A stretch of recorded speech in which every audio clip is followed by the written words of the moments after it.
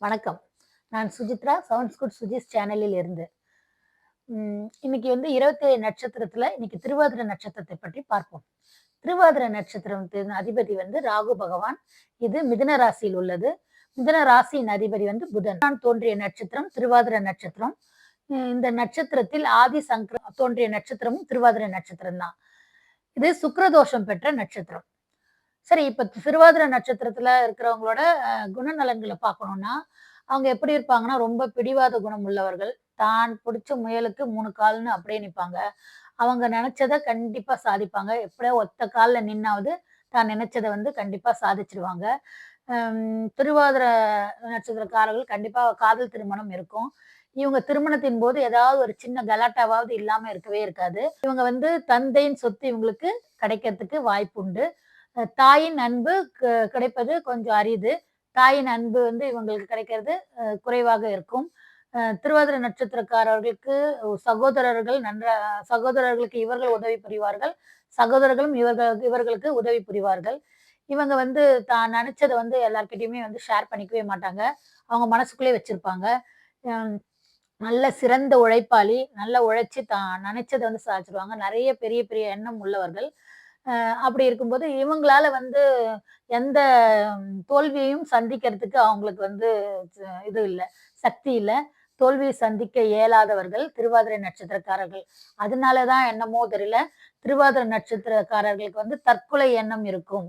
So அவங்களுக்கும் இருக்கும். அந்த நட்சத்திரத்துல ஏதாவது ஒரு கிரகம் இருந்தாலும் தற்கொலை எண்ணம் அந்த கிரகத்தின் சார்ந்ததுல இருக்கும் அப்படின்னு சொல்லுவாங்க.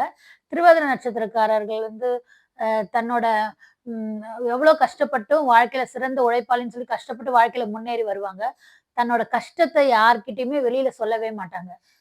தன்னால தானே அந்த கஷ்டத்தெல்லாம் வச்சு புழுங்கிக்கிட்டு கஷ்டப்படுறவங்க தான் திருவாதிரை நட்சத்திரக்காரர்கள். அ இவங்க இவங்களுக்கு சுக்கிர தோஷம் உள்ளதுன்னு சொன்னேன் இல்லையா? சுக்கிர தோஷம்னா அது தந்தையின் சகோதரிகள் இருக்காங்கல்ல, அவங்களெல்லாம் அத்தைமார்கள் அவங்களெல்லாம் சுக்கிரன் சொல்லுவாங்க. மேலும் கல்யாணம் ஆகாத கன்னி பெண்கள் இருக்காங்கல்ல, அவங்களெல்லாம் சுக்கிரன்னு சொல்லுவாங்க. ஸோ இவங்க இந்த மாதிரி 2 பேருக்களால இவங்களுக்கு நெறைய வாழ்க்கையில பிரச்சனை ஏற்படும். அது மட்டும் இல்ல, காதலால கூட இவங்களுக்கு பிரச்சனை ஏற்படும். ஏன்னா ஒரு சிலருக்கு வ வயசான பிறகு கூட காதல் தோன்ற வாய்ப்புண்டு. அதனால அதுக்கப்புறமாவும் அவங்களுக்கு பிரச்சனை ஏற்படும். இவங்களுக்கு அ ஹஸ்பண்ட் அண்ட் ஒய்ஃப் ரிலேஷன்ஷிப் அவ்வளவா நல்லா இருக்காது. அந்யோன்யம் இருக்காது 2 பேருக்கும். இவங்க இப்ப சொன்னேன் பார்த்தீங்களா? கல்யாணம் ஆகாத பெண்களால அவங்களுக்கு பிரச்சனை ஏற்படும்னு சொல்ட்டு. அந்த கல்யாணம் ஆகாத பெண்களால இவங்களோட அ க கணவன் மனைவிக்குள்ள ஏதாவது ஒரு ப்ராப்ளம் வர்றதுக்கு சான்சஸ் இருக்கு. அதனால இவங்களுக்கு பிரிவு கூட ஏற்படலாம். அந்த மாதிரி ஏதாவது ஒண்ணு அவங்களுக்குள்ள மிஸ் அண்டர்ஸ்டாண்டிங் கண்டிப்பா இருக்கும். அப்புறம் இந்த திருவாதிரை ஒருவாய் களின்னு சொல்லுவாங்க. திருவாதிரை களி அப்படின்னா, ஒருவாய் களின்னா, இவங்களுக்கு சாப்பாடு எப்பவுமே கிடைக்காம இருக்கவே இருக்காது. இவங்களுக்கு அவங்களோட வாழ்க்கையில அவங்களுக்கு எப்படி இருந்தாலுமே சாப்பாடு கிடைச்சிரும். அதனால அதுல அவங்களுக்கு பிரச்சனை இருக்காது. நெறைய பேர் இதுல அசைவ சாப்பிடுறதுல ரொம்ப விருப்பம் உள்ளவர்களாக இருப்பாங்க. ம். திருவாதிரை நட்சத்திரக்காரவங்க தான் நெனச்சத கண்டிப்பா எப்படியாவது வாழ்க்கையில செஞ்சே காட்டணும் அப்படின்ற மாதிரி ஒரு எண்ணம் உள்ளவர்கள். அதுக்காக ரொம்ப போராடி, அதுக்காக எது வேணாலும் செஞ்சு, எந்த வேணாலும் அவங்க வாழ்க்கையில எது வேணாலும் செஞ்சு அவங்க நெனச்சத கண்டிப்பா நடத்தி முடிச்சுருவாங்க. அந்த மாதிரிப்பட்டவங்க தான் திருவாதிரைக்காரர்கள். இந்த சுக்கிர தோஷம்னு சொன்னோம் இல்லையா?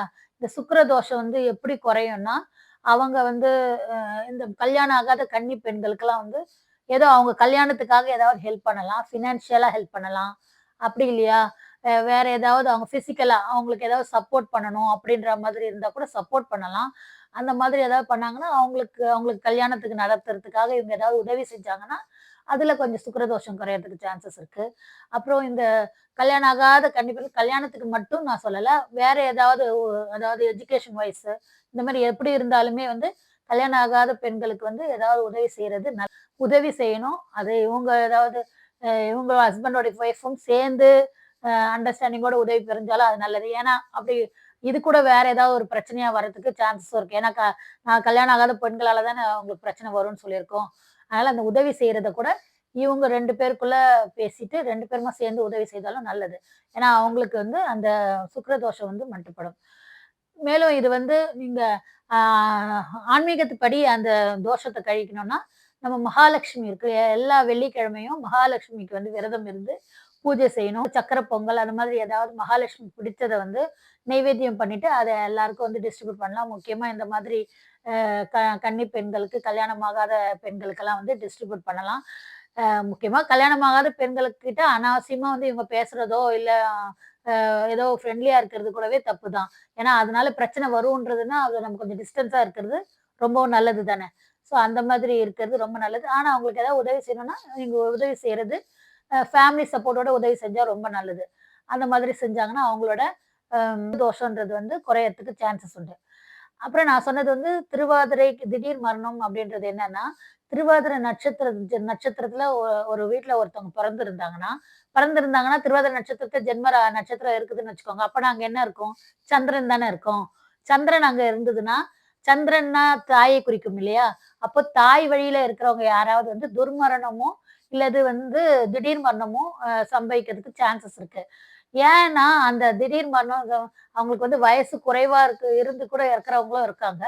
அந்த மாரி திடீர் மரணமும் வர்றதுக்கும் சான்ஸ் இருக்கு. இதே மாதிரி ஒரு இது இருக்கு. திருவாதிரை நட்சத்திரத்தின் போது அன்று யாராவது இந்த மாரி தற்கொலைக்கு முயற்சி செஞ்சாங்கன்னா, அது கண்டிப்பா பலிச்சிடும். ஸோ, முக்காவாசி யாருமே வந்து தற்கொலைக்கு செய்யவே நம்ம வந்து இது பண்ணக்கூடாது. ட்ரையே பண்ணக்கூடாது. அப்படி அது மாதிரி திருவாதிரை நட்சத்திரத்தில ஏதாவது பண்ணாங்கன்னா, அந்த மாதிரி பலிக்கிறதுக்கு சான்சஸ் இருக்கு. ஸோ, வந்து திருவாதிரை நட்சத்திரத்த பத்தி நம்ம இப்ப பார்த்துட்டோம். அடுத்த நட்சத்திரத்த பத்தி நம்ம அடுத்த பதிவுல பார்க்கலாம். மேலும் இந்த வீடியோ உங்களுக்கு பிடிச்சிருந்தா, நீங்க லைக் பண்ணுங்க, ஷேர் பண்ணுங்க, சப்ஸ்கிரைப் பண்ணுங்க. நன்றி, வணக்கம்.